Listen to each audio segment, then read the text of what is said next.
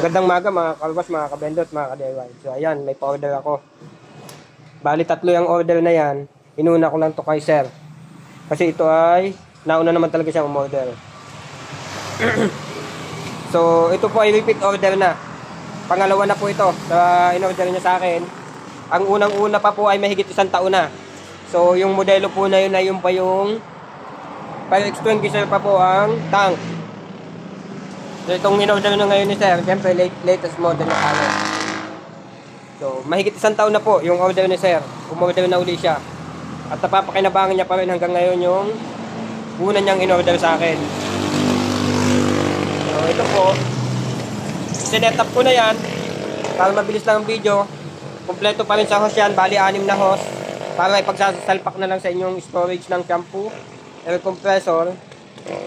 Yun lang po, sasaksak nyo na lang. Naka-ready na lahat. So 6 na hose po ang kasama niyan ngayon. So magtetest tayo. Luckily may pagtetestihan tayo na bendo. Ito naman po ay order din.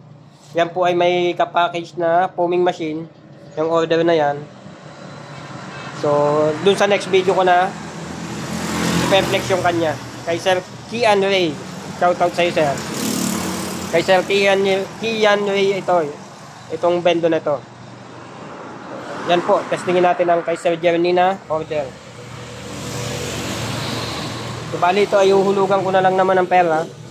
Kasi may bendo nga tayo. Dito tayo sa labas nagsa-set up. Medyo maingay nga lang. Hulugan ko. Nakaset naman yan as 1 minute. Yeah.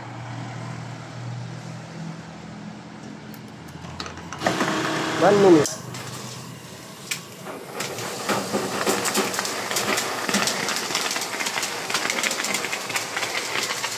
So yan po ang shampoo na.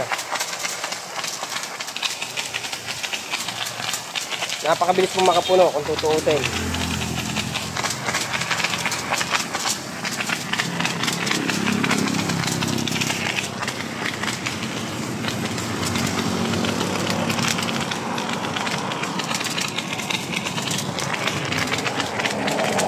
So mapapaship po ito mamaya.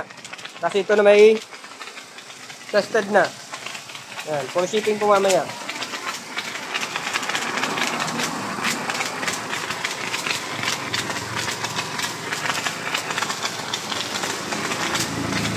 Patapos na po 1 minuto.